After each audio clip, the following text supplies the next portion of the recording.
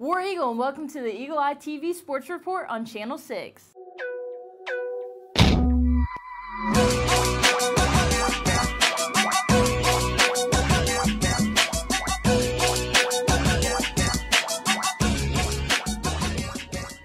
I am your new host, Erica Giustiano, and with me today is JJ Jackson and Jared Dillard. Guys, how are you today? Doing really well, Erica. Glad that you're now our new sports director and looking forward to seeing where things will go in the future.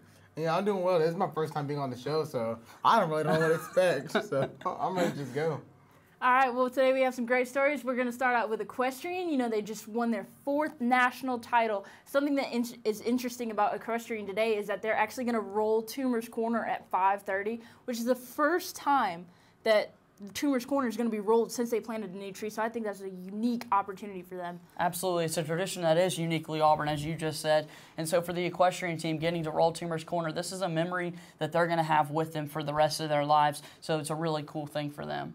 And talking about one team, one organization that deserves credit. How about the gymnastics team? They fell short of the Super Six, but they were able to get to the semifinals, and they had a great run. And so did Caitlin Atkinson, going out with a bang. Yeah, you talked about Caitlin Atkinson. The senior really had a great final performance. She can end her career on a high note based on her performance. I know that her and the rest of the team would have loved to come out with an NCAA title. I mean, who wouldn't? But they can still, take a lot from this season, beating Alabama, snapping that 37-year losing streak. That's just a big positive for them.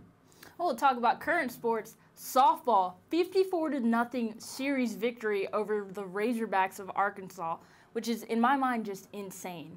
I mean, you go out there and you not only put a 0 in that column for Arkansas, the Auburn pitching staff, but your bats also put up 54 runs. Like, Arkansas was already bottom of the SEC. Why you had to do them like that, Auburn? Like, that 54-0, that is an amazing score. That just shows you how good the Auburn softball team is. Whether it comes to pitching, we have 5 great girls that can go out there and pitch on any given day. And the bats, when they light up, you need to get out of the way because, I mean, they're going over the fence. Yeah, that's something you look for in any SEC series, in any softball game whatsoever. The coaching staff talks about it. You love it when your bats are hitting well and when you're also able to pitch the ball very successfully, and that's what they did. To score 54 runs over an entire weekend and not allow your opponent to score any, just really impressive. 11 home runs over the weekend total by 8 different Tigers. That's just a sign of everybody stepping up, everybody pitching into the effort. Mm-hmm.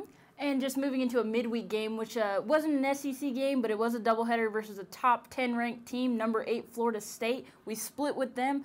What are your thoughts on that game? I mean, that one, like I said, we drug Arkansas 54-0, but then Florida State, we were able to get that first win, but that second win, we didn't get it. And we don't lose very often. That 4-3 loss in the second game. We won 9-6 in the first game. But at 4-3, I mean, we were down 4-1. Got a 2-run shot to put it, get us to 4-3. We're able to get somebody on second, but we just could not bring her home.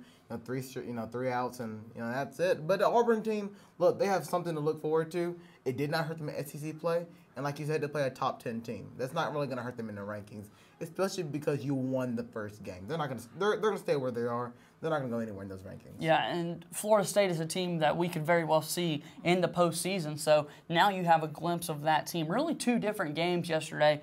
Coming in, both those teams ranked in the top 5 nationally in terms of runs scored. And you have that game 1 back and forth, final score being 9-6 in favor of Auburn. And then that last game, Jared, that you talked about, Auburn losing 4-3. Maddie Gibson 2-run shot to cut the deficit to 1. And then to begin things in the bottom of the 7th, Carasoni got that leadoff double.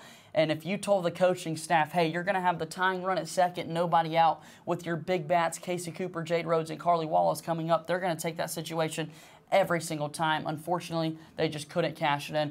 The team will look to continue their 10-game winning streak against SEC opponents this weekend as they host the 13th-ranked Georgia Bulldogs. This is a place where it only takes a second to imagine your future.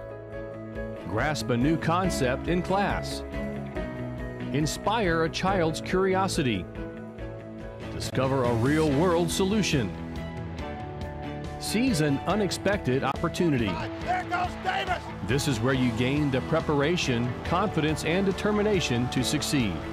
This is Auburn. So from one diamond to another, the baseball team had a very successful weekend. They took 2 out of 3 versus Tennessee this past week in the first SEC series win under new head coach Butch Thompson. And we've been watching this baseball team all year, and it's like, oh no, here comes another series, and we're going to win one game, or we're probably going to get swept. And then we go in there, and that first game, we're just, same old Auburn. Then we get the next two, and it's like we actually won an SEC series. It was against Tennessee, but we won an SEC series.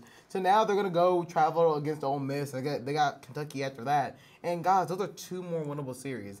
That can go a long way for this baseball team, especially when it comes to confidence, because that's kind of what they're kind of lacking here to win these games, just confidence. Yeah.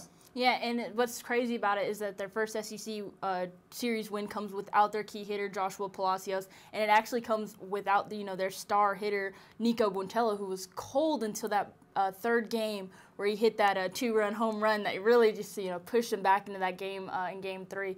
But as far as just traveling to Ole Miss this weekend, I think they have a really good chance to take 2 games from Ole Miss, come back home for Kentucky the following weekend, and if they could take 2 from Kentucky, which Kentucky really hasn't done anything really notable in the SEC so far, they could be in great contention for Hoover come to conference tournament time. So I really feel like they can actually get somewhere quick. They just got to keep that confidence going. And with the ASU this past week for a midweek game to take that game, they have South Alabama next week. I really feel like they can actually put up some good numbers and get the confidence going, flowing back to them.